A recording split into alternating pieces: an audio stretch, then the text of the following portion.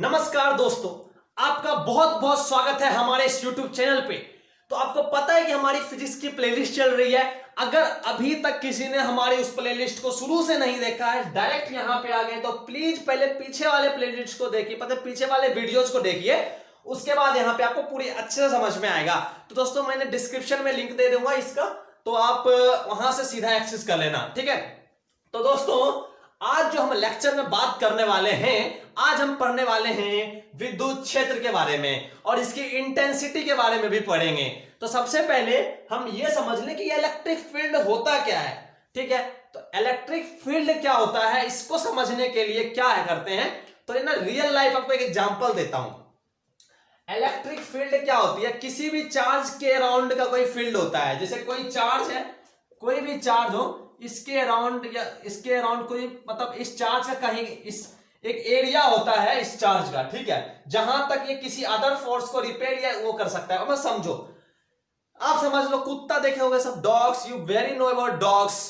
हर एक डॉग क्या होता है, अपनी गली में अगर कोई दूसरा कुत्ता देखता है भौ भौ करना शुरू करता है, मतलब हर एक कुत्तों का एक इलाका सा होता है। जस्ट लाइक दैट इस चार्ज का भी एक इलाका होता है, और जैसे किसी गली में कोई अदर कुत्ता आता है तो वो कुत्ता भौंकना शुरू कर देता है, तो उसी तरह से इस चार्ज के इलाके में कोई अदर चार्ज आता है तो या तो उसको रिपेल करता है या अट्रैक्ट करता है, या तो रिपेल करता है या अट्रैक्ट करता है। तो समझ में आया, विद्युत क्षेत्र बेसिकली कुछ नहीं होता है, एक चार्ज है। सपोज करो अगर ये चार्ज है तो इसके अराउंड का एक ऐसा रेडियस, एक ऐसा एरिया होता है, इसके अराउंड का एक ऐसा एरिया होता है जिसमें कि अगर कोई दूसरा चार्ज आए तो या तो इसको दूर भगाएगा या तो इसको अट्रैक्ट करेगा। तो आपको समझ में आया विद्युत क्षेत्र क्या होता है कि किसी भी चार्ज के अराउंड के एरिया, ऐसा एरिया जिसमें कोई अदर चार्ज आता है तो वो उसको या तो अट्रैक्ट करता है या उसको रिपेल करता है। तो समझो, मैं बताता हूं, समझो, मैं आपको अच्छा समझाता हूं।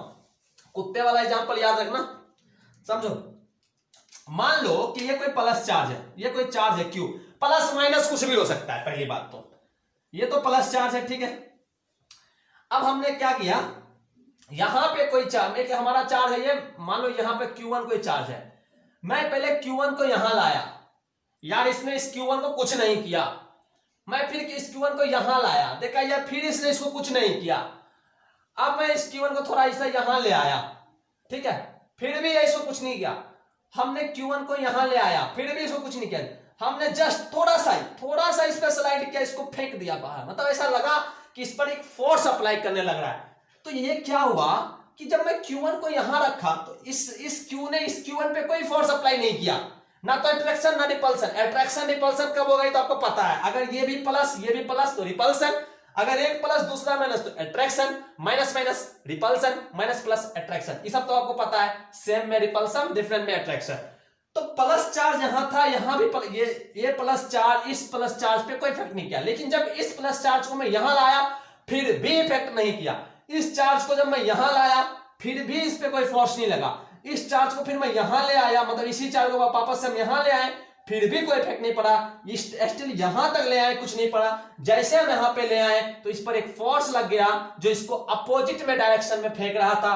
तो मुझे कुछ ना कुछ समझ में आया, अच्छा मतलब यहां पे फोर्स लग रहा है। हम यहां पे गए, यहां पे लाया क्यू को, तो देखा अच्छा ये कुछ नहीं हुआ। जैसे हम यहां पे लाया, ओ भाई साहब, इस पे फिर से फोर्स लगना शुरू हो गया। तो बेसिकली क्या होता है कि आखिर यहां ऐसा क्या था, यहां इस पॉइंट पे ऐसा क्या था जो इसको बाहर की ओर धकेल दिया। तो दोस्तों होता क्या है, अगर कोई भी चार्ज हो ना तो उसके सराउंडेड एरिया में उसका एक रेंज होता है कि जहां पे वो या तो फोर्स को अट्रैक्ट कर सकता है, मतलब चार्ज को अट्रैक्ट कर सकता है या रिपेल कर सकता है। इसीलिए जब इस Q1 यहां पे था कुछ नहीं हुआ, क्योंकि Q का रेंज यहीं तक है। सिग्नल Q यहीं तक रिपेल या अट्रैक्ट कर सकता है, या यहीं तक। ये जो बाउंड्री मैंने बना दी है, ये ब्लू कलर की मैंने बाउंड्री बनाई है, मैं इसको अगर रेड कर दूं, ये वाली जो हमने बाउंड्री बनाई है, तो ये जो बाउंड्री बता रहा है कि देखो मैं जैसे यहां तक लाया ये बाउंड्री कंडीशन पे आ गई, इसलिए इसको रिपेल किया, ठीक है। ये समझ में आया। तो हर एक फील्ड का, हर एक चार्ज के अराउंड का एक अपना फील्ड होता है कि जब उस फील्ड में कोई दूसरा चार्ज आएगा तो या तो उस चार्ज को अट्रैक्ट करेगा या रिपेल करेगा। ये वही फील्ड है। Q1 यहां पे था, कुछ भी नहीं हुआ क्योंकि ये फील्ड से बाहर है। Q1 को जब मैंने यहां रखा तो भी Q1 पे कुछ नहीं हुआ क्योंकि अभी भी ये फील्ड से बाहर है।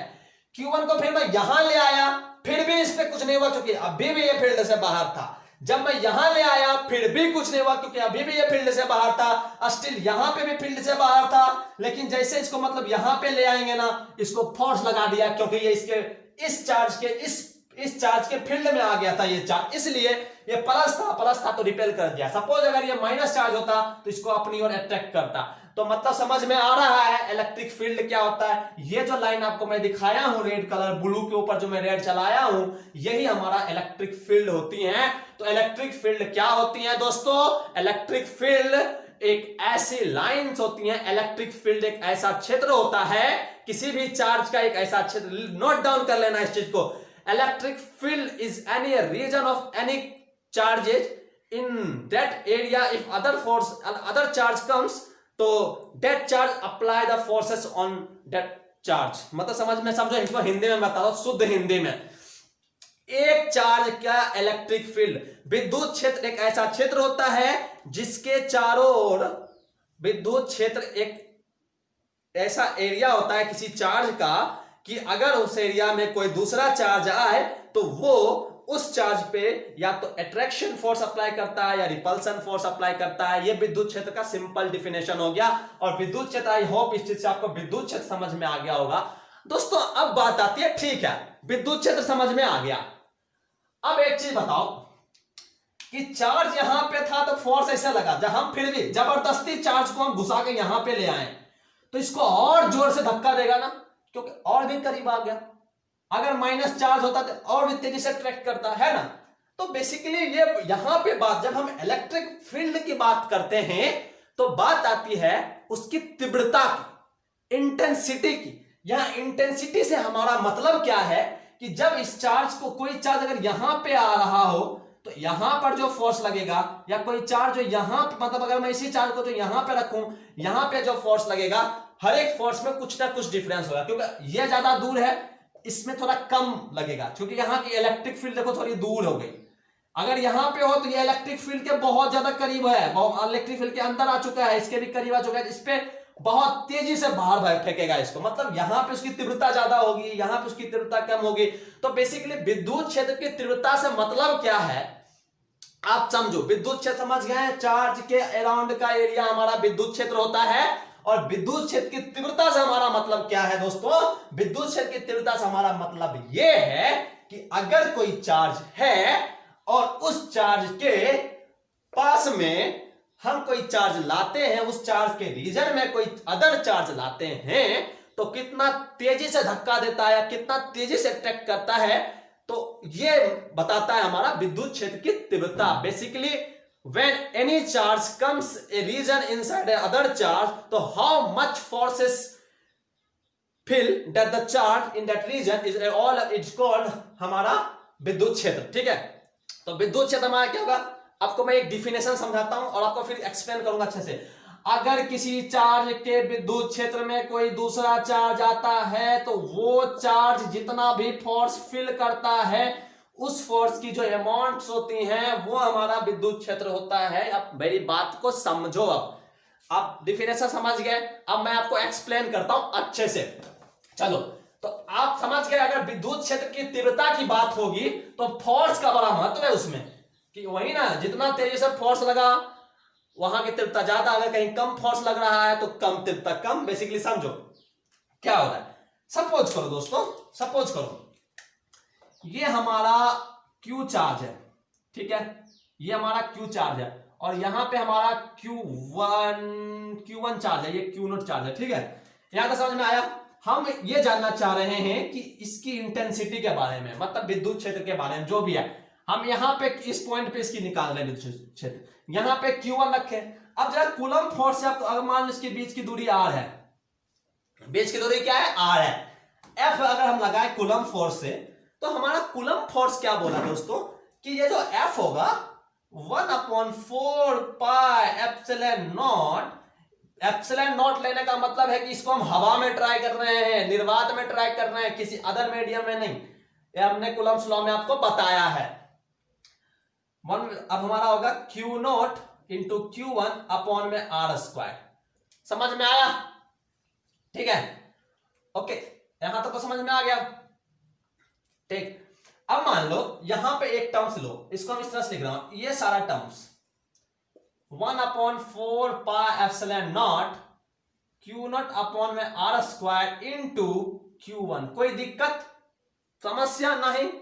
अब हम क्या कर रहे हैं कि मान लो यहीं पे मतलब इसी क्यू नॉट चार्ज पे और सेम डिस्टेंस आर पे अगर सपोज करो 2Q1 हमने चार्ज रखा, 2Q1 हमने चार्ज रखा, तो देखो इसके लिए अगर हम फोर्स निकाले तो क्या हो जाएगा 1/4 pi epsilon not Q not into 2Q1 upon में आर स्क्वायर।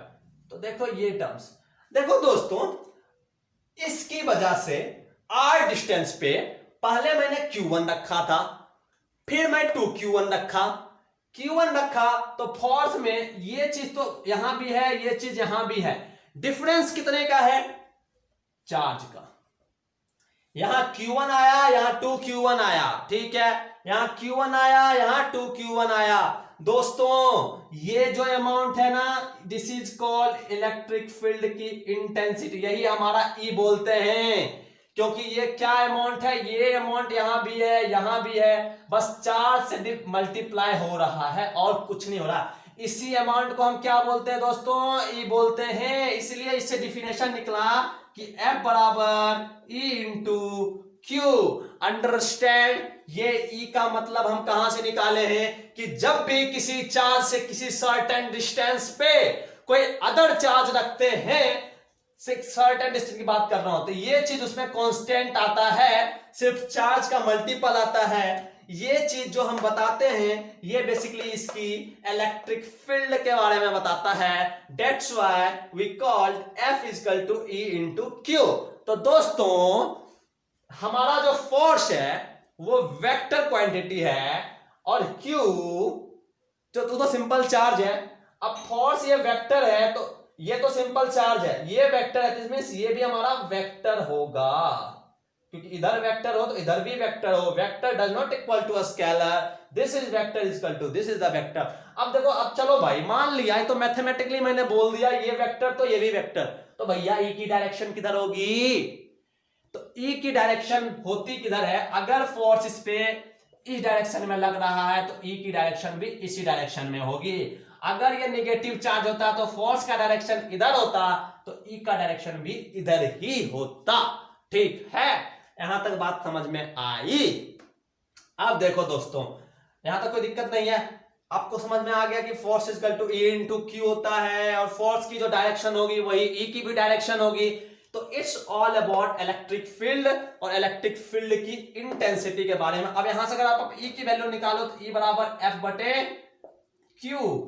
ठीक है, बेसिकली जो भी चार्ज दिया रहेगा उसको उस चार्ज पे डिपेंड करता है, मतलब जो उस चार्ज से डिवाइड, फोर्स को चार्ज से डिवाइड कर देंगे, हमारी निकल जाएगी इलेक्ट्रिक फील्ड। ठीक है, तो फोर्स का मात्रक न्यूटन, चार्ज का मात्रक कूलम, तो न्यूटन पर कूलम हो गए हमारे इलेक्ट्रिक फील्ड की मात्रक। ठीक है, ये समझ में आ गया दोस्तों। ये जो मात्रक होती है, बीमा मतलब डायमेंशंस होती है, वो आपको लिखना आता होगा, ये मैं समझ रहा हूं, ये मान के चल रहा हूं, क्योंकि 11th का फर्स्ट लेसन में यही है, तो आई होप आपने वहां पढ़ा होगा, इसलिए मैं इस सिंपल से इसमें ज्यादा फोकस नहीं करूंगा। ये न्यूटन कहां से आया, कूलम क्या है, बेसिकली कूलम इसका यूनिट है, फोर्स इसका न्यूटन, इस फोर्स का यूनिट है न्यूटन पर कूलम। तो बेसिकली मैं इन शॉर्ट आपको बता दूं कि मैंने अपन अभी क्या पढ़ा इलेक्ट्रिक फील्ड।